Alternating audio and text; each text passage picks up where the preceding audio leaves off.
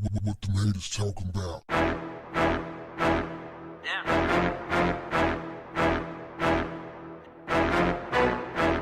What's up, family?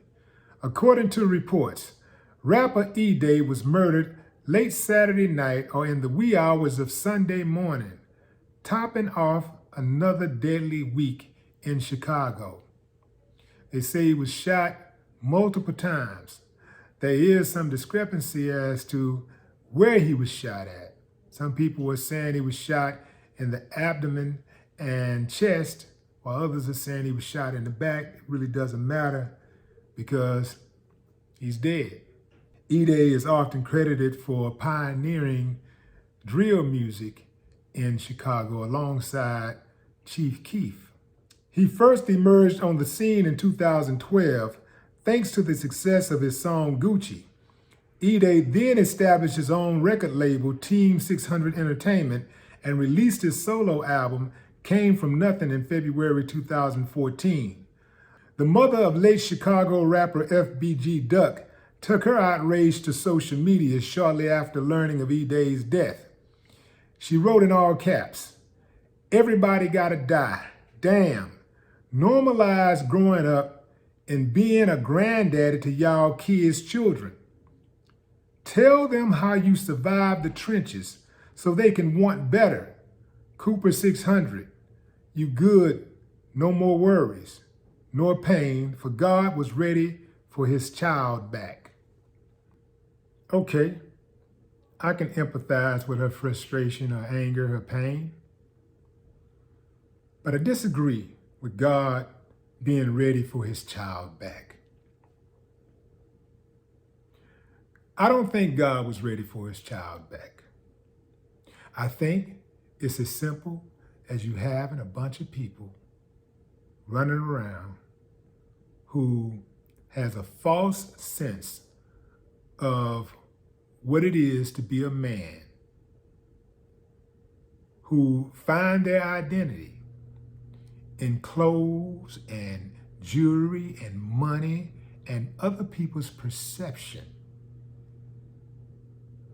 and busting guns. I think that there is a subculture of people in this country who have very little respect for life,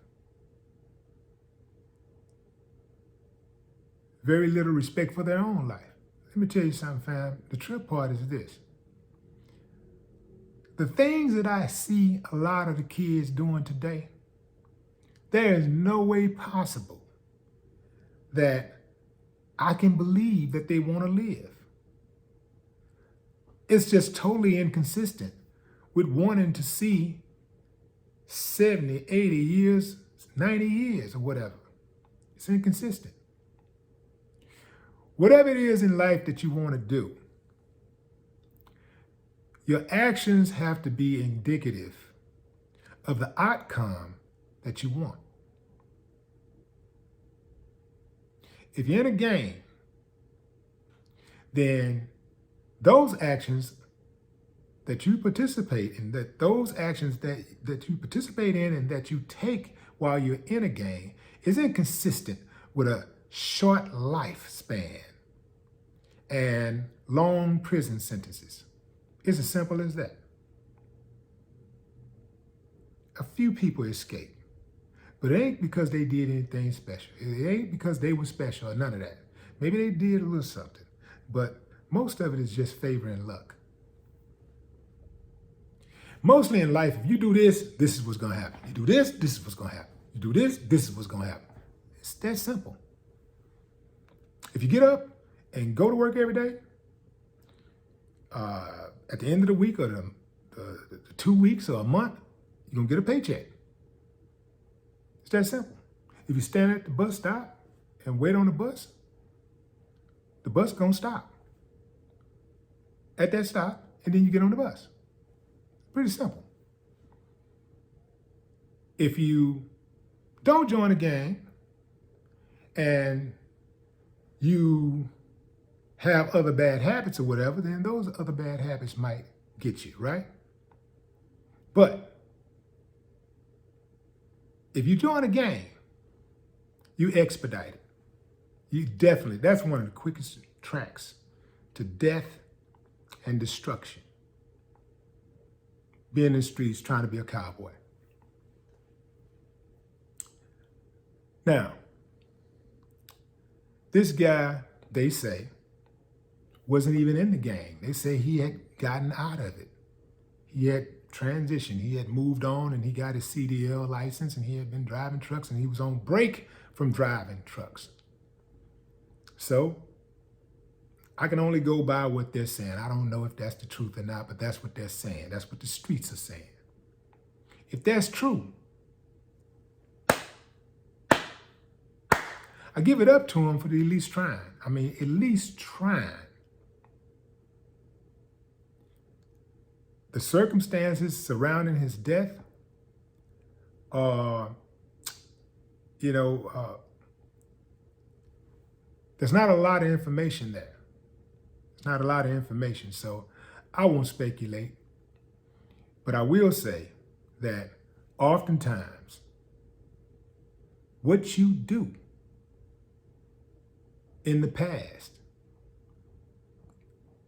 will catch up to your future. So even though you may have done this or whatever, and you moved on and you're not doing it anymore, there's other people that still got it on their mind and they remember that, right? They remember. So, man, I'm very, very sick of covering these type of stories, but I feel that it's needed. I don't want to discard the youngsters. I don't want to throw them away. I can't afford to. Somebody's going to hear this message and they're going to take it to heart. Somebody's going to put the gun down today after listening to what I have to say. Somebody's going to walk away from it. Somebody's going to catch their snap. I can guarantee you that. So that's why I continue to put the information out there, because the youth really are our future. I don't just say it. I know it for real. I feel it. I feel it.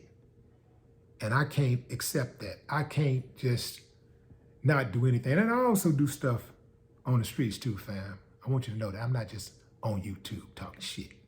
All right?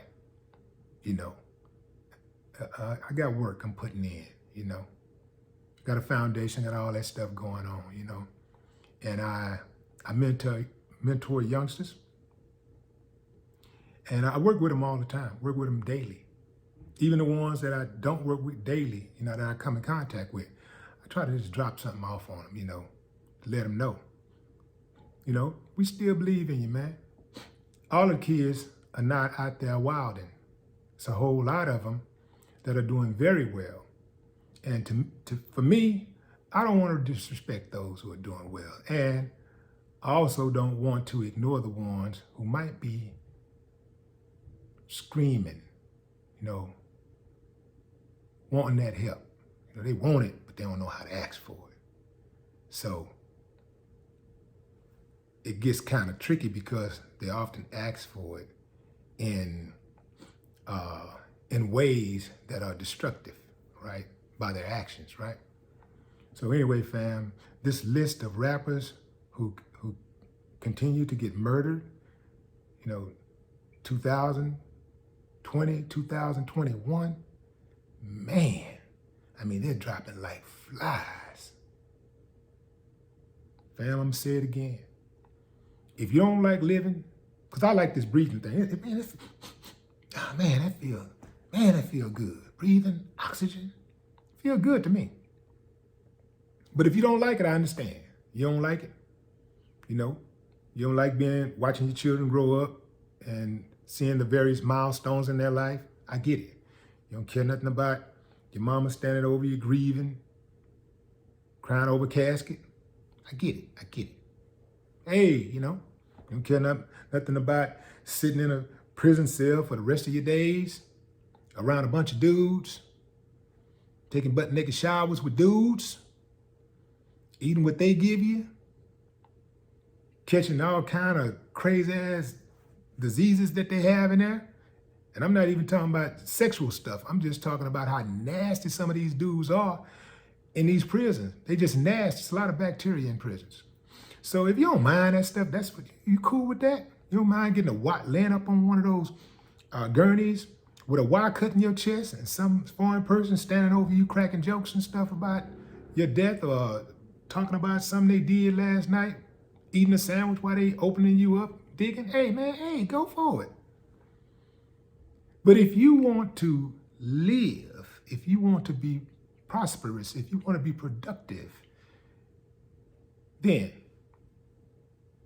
your actions have to be indicative of that outcome that you want.